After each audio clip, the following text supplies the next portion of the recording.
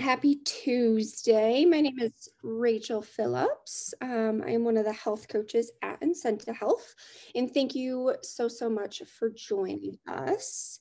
Hi, Beth. Thanks for joining. Our hope with these weekly wellness chats is that you get to take some time out of your busy week for half an hour and really focus on the nitty-gritty of how to make those sustainable choices. Sustainable, healthy choices. And for this month, for being January, we're going to focus on SMART goal setting. So every week this month, we'll look at a different aspect of what is a SMART goal, how do we set a SMART goal, how do we achieve that goal, and things like that. So, to start, I want you to take out a pen and paper and write down every healthy habit that you want to do or continue. These could be new habits that you want to form. These could be existing habits that you do and you rock every day. And when you're thinking of these healthy habits, think of the 8 pillars of well-being, and those being social, physical, emotional, financial, occupational, spiritual, intellectual, and environmental. So when you're thinking of those healthy behaviors that you want to start doing or keep doing, it could be something like, listen to a church sermon once per week, or set a family budget by the end of the month. Maybe it's environmental, like finally clean out that junk drawer or take all of that stuff to Goodwill. So we're thinking well-being as a whole. I'll give you about 2 or 3 minutes to write all of those down. Just brain dump them.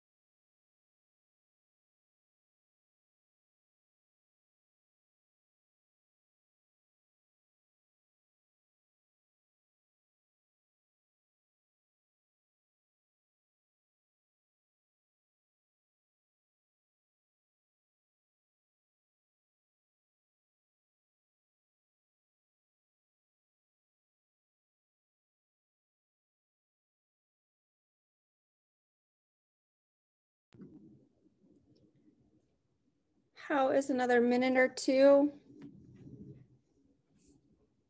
I think there's a reaction button if you want to give me a thumbs up or a thumbs down. Thank you, Beth.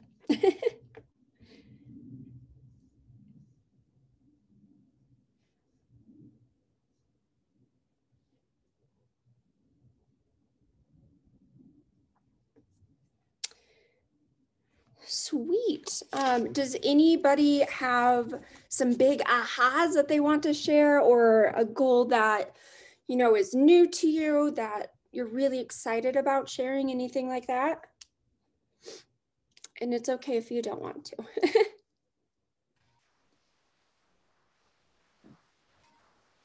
I think I like the idea that there's a lot of aspects to those goals. I wrote down that I need to declutter. Like that's something that has taken over, especially working at home, staying at home so much.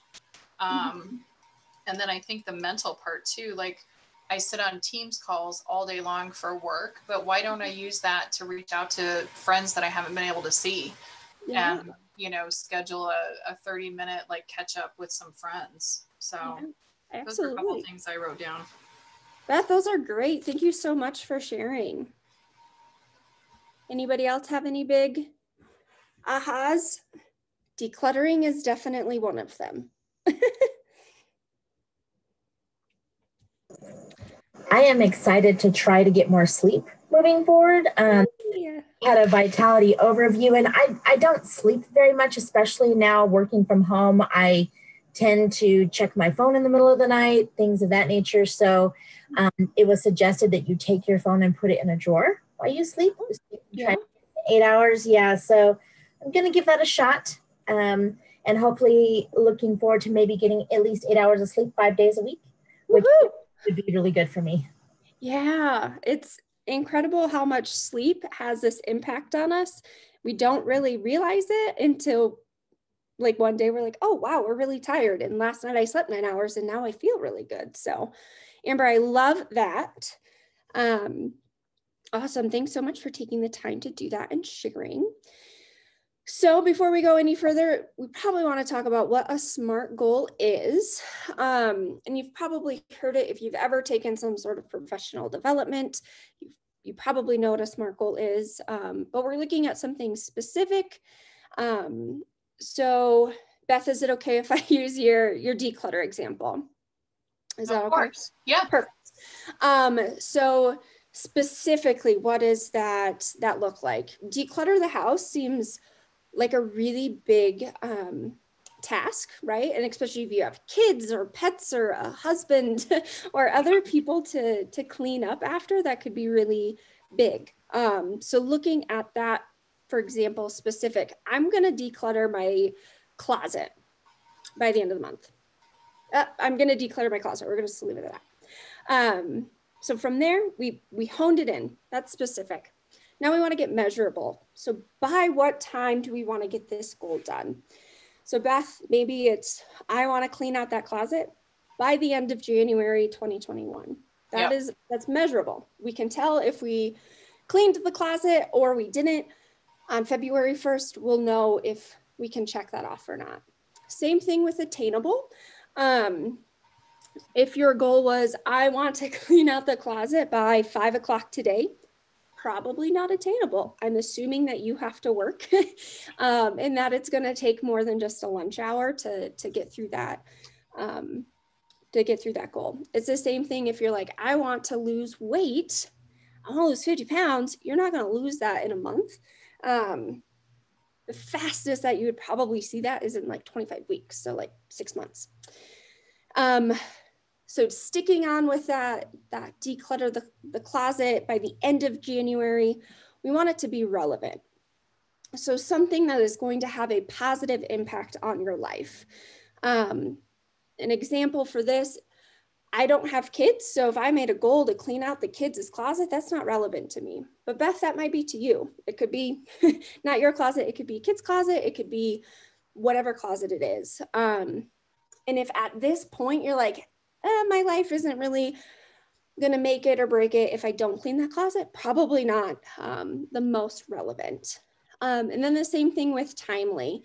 We want to make sure when we're setting goals, it's setting us up for success. So if your goal is, I want to clean out the closet, but I'm thinking about it now, but I'll get to it in September, not timely, you're probably going to get frustrated. So thinking about all of those bits and pieces when we're thinking about that SMART goal. Does that make sense? Any questions?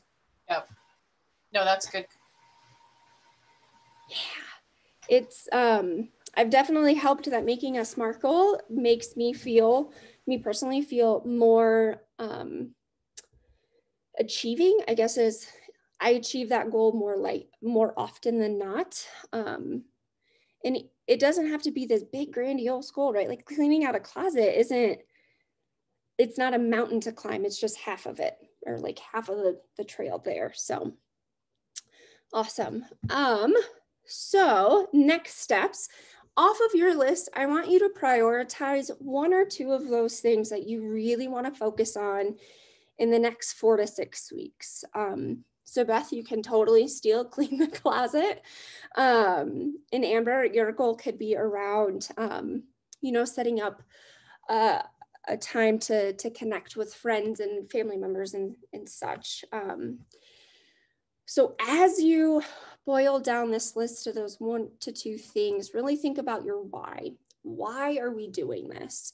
Are we cleaning out the closet because Marie Kondo told me I should on Netflix? Or are we cleaning out the closet because I have too much stuff and I want to get rid of it. It's causing me a lot of stress and anxiety. Am I cleaning out the closet because my husband, my wife, my partner told me I had to? So think about that why. And then take a couple minutes to write down your goals with that SMART framework and hammer them out. I'll give you about 5 minutes to do that. If you need more, obviously we can take it. And then let's talk through them when you're done. How's that sound? Thumbs up, thumbs down?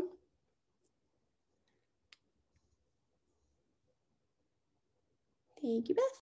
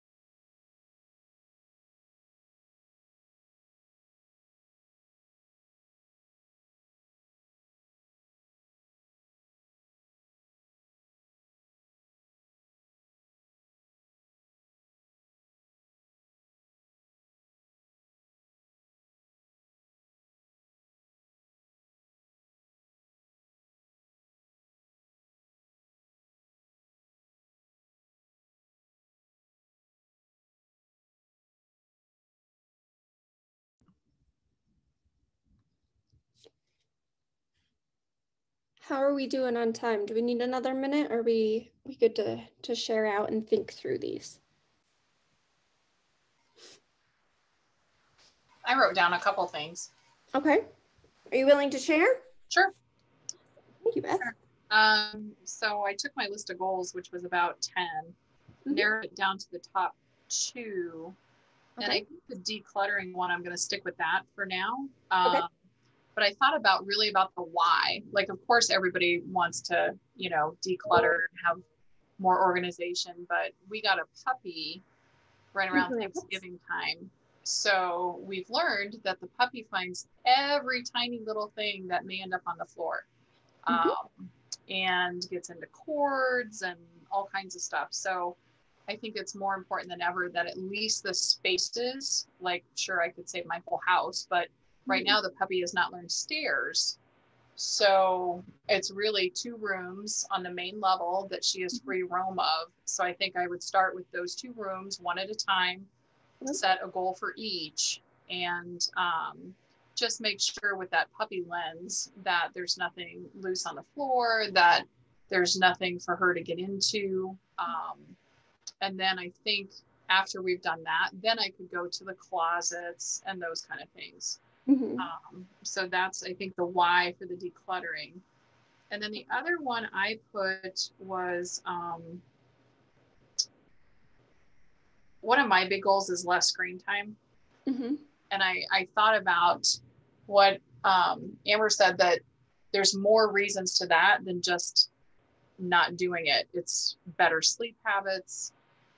disconnecting, because work tends to blend into everything now because we're working at home. So before I would leave the office and my screen stayed there. Now it's down here and I can just go, well, after dinner, I could go answer a few more emails and I feel like I'm never disconnecting. And then that affects my sleep. It affects, kind of everything. So I think the why for that would be mental health, that we've got to have a disconnect from work. So that's kind of what I wrote down. Wonderful. I did hear someone, I think I was listening to a podcast that disconnecting from work while we're at home. One thing that folks have done to like signal to their brain of like, I've ended work time, it's now home time, is to make a ritual out of closing their computer and turning it around. So it's no longer facing me, it's no longer present. So that could be one thing that you could try. Yeah. I haven't tried it. Yeah. It's hard. It's really, really hard because the work doesn't stop. And it's like, well, I could get a couple more things done and that would make my day easier tomorrow. But that never really works. No. Your day tomorrow is going to be just as hard, right? Yep. There's always spillover. So no, I think that's good advice though, to shut it down. And like really make that signal to your brain of the work day is done. I'm going to close my computer. I'm going to log off whatever it is. And I'm going to remove myself from my workspace and go spend time with my puppy. I'm a little jealous you have a puppy. They're so cute. She is wonderful. She is a quarter Corgi and 3/4 mini Aussie. No wonder the stairs are a challenge still. Yeah. So she's about 22 inches long and like 4 inches tall. So she's quite the puppy and she's wonderful, but I have not had a puppy in over 20 years and I forgot how much work they were. Oh, yeah. Truly. But she needed a home and we needed a new puppy. So good. One of our team members is getting a puppy at the end of the month and I'm excited to hear his reactions to puppyhood again. Yeah, it's wonderful though. And it really does consume some of your, I don't know, like I don't have a choice but to get up and take her out or, you know what I mean? Yeah. So that's one of my other goals is to get out and walk her more. Now that she's a little bigger, she can probably handle the leash and we just haven't learned that yet. So I'm just like imagining this like little fluffy wiener dog, just like bloop, bloop, bloop, bloop, bloop. Yeah, she's super cute. Before we end today, I'll grab her and put her on the camera so you can see her. You're speaking all of my love languages with puppies. So thank you. Yes. Amber, how about you? Did you focus in on that why? Any of those things that you're willing to share, of course? Sure, I did. So I worked primarily, I had about 10 goals as well, like Beth. But I stuck kind of with the sleep and the meditation. Okay. Just simply because I feel like those things will help all of the others. If I can get some of those things in line, then maybe it will help with the others.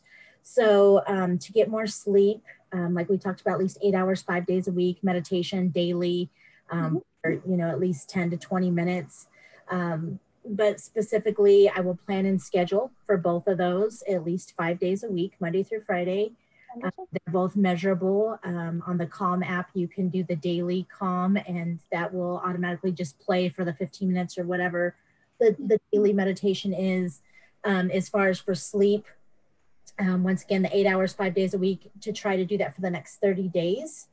I do think that these are both attainable if I schedule them and then try to shut my phone down, like we were talking about, maybe place it in the drawer or put on Do Not Disturb, or put it at least across the room so I won't get out of bed to get it. And I think it's very relevant, like I said, both of them, because they affect everything else, right? The better overall health, your mood, your weight loss, your productivity. I'm diabetic, so stress really plays or is really impactful on my blood sugar levels. When I'm very stressed out, my sugar tends to be much harder to control. Dang, cortisol messes everything up. Yes, yes. Well, and that's another thing on being diets for my entire life, pretty much. I found that when you're able to sleep more, you tend to lose weight easier. Yep, that's very scientifically proven. Yeah. Yes. So I think it's very relevant, and it's timely because, you know, it's been a rough year, and I'm ready for a little bit of less stress, and who couldn't use some more sleep, especially with the snow coming. Yes. Amber, I am right there with you. Oh, are you in the metro area, the Denver metro area? I am. Look at that puppy. Aw, so cute. This is Boots. Oh, Boots. So you can see she's this long and has little tiny paws. Oh my gosh, she's so cute. She's like, Mom, what am I doing? I love her. She's a screen star. People, I'll be on calls and they'll say, is Boots there? Okay, here's Boots. Adorable. She is adorable. And so while we're talking about dogs, we are from the city and county of Denver, which has a Denver Animal Shelter. I don't know where you guys are located at. In Denver. Sorry? In Denver, yeah. Oh, good. So we have an animal adoption program. They do the spay, neuter, all of the vaccinations, all of that good stuff. And me and my family, we volunteer there. So near to my heart, please, if you want to pick up an animal, puppy, kitty, bird, fish, bearded dragon, pig, they've had just about everything you could possibly think there.